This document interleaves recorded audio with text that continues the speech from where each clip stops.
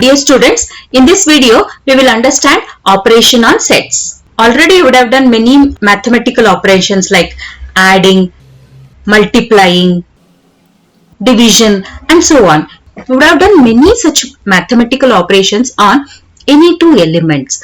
Now we will understand mathematical operation on sets. They are not same as multiplying and dividing.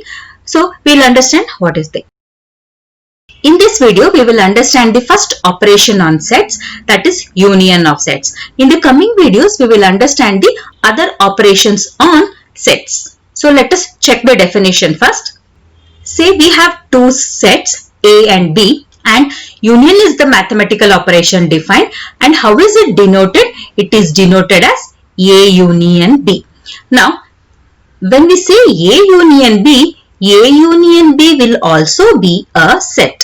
So, how will the elements of A union B will be? The elements will either belong to set A or they may belong to set B, or they may belong to both the sets A and B. That is how the elements of A union B will be. This is the definition of A union B. So, mathematically, how do we represent A union B? Set of all x such that x belongs to A. X might belong to A, or x might belong to B, or it might belong to both. So, elements of A union B will be the elements either in A or the elements in B, or it can be both. A union B cannot have any other elements apart from the elements of A and B. Let us check an example and write the A union B for that. We have set A and we have set B. So, if we write A union B for this, A union B is written like this, and the elements will be 2, 4, 6, 8, 10, 12. These will be the elements of A union B. So, you check 2, it is an element of A, 4, 6, 8. These are all elements of set A and these are all elements of set B. So, we have few elements which are common to both the sets. How do we represent the union of sets in Venn diagram? This, let us say this is set A and set B, and we have few elements in common. This represents the A union B. This is the symbolic representation of A union B.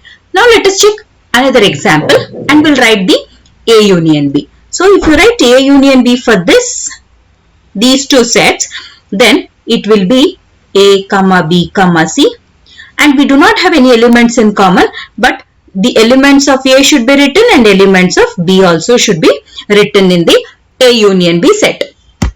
So this is A union B. So the symbolic representation, or how do we represent in Venn diagram? It is this. A union B. A union B can be represented like this in Venn diagram. So from this, what do we understand? Let us understand a very important point. If an element x belongs to A union B, this implies x belongs to A or x belongs to B. If an element belongs to A union B, that means either x belongs to A or x belongs to B. So, what if the element does not belong to A union B? I clearly told you elements of A union B cannot have any other elements apart from the elements of A and B. So, the element, if there is an element which does not belong to A union B, that implies that particular element cannot belong to A or does not belong to A, and it also does not belong to B. So, understand this. If an element belongs to A union B, then either x, that particular element x belongs to A or it belongs to B, or it can belong to both, or it can belong to both. If there is an element which does not belong to A union B, then it does not belong to both A and B. That is why and here. Why did we write and here? Since it does not belong to both A and B, we wrote and here. Here in this case, it can belong to A or it can belong to B. So it can be in any one of them or it can be in both. So we wrote or here. It is and when it does not belong to, we write it does not belong to A and B both. So always union as a mathematical operation on set is always associated with the word or.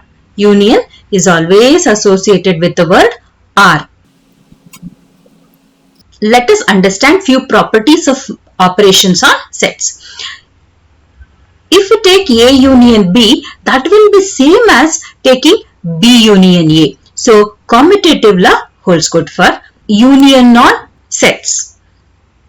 So if you take A union B, then take union with C. That will be same as taking B union C and then taking union with A. So associative law also holds good for union of sets. Now there is a set A and you take the union of that set with a particular set, then we should get A itself. What can that set be?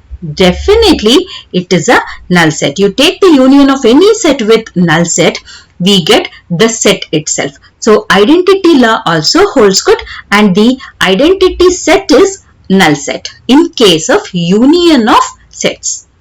So you take union of any set with itself, then definitely we get the same set and this is called idempotent law.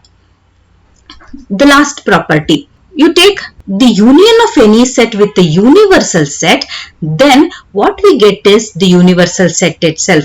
What is the reason behind this? The reason behind this is A is a subset of universal set. That is why all the elements of A will be there in universal set. So the union will be universal set itself. Now we will check a note. If A is a see when we write A union B, definitely A will be a subset of A union B. At the same time, B will also be a subset of A union B. That means elements of both A and B are contained in A union B. So these two become the subsets of A union B. Dear students, I have a question for you. So if A is contained in B, this is my question. If A is contained in B, then what will A union B equal to? I want you to answer this in the comment section. Let me know how many of you will answer for this. If A is contained in B, then what will A union B equal to? Dear students, if you have any doubt, please do mention it in the comment section. I will try to solve and upload the video and also try to answer this question.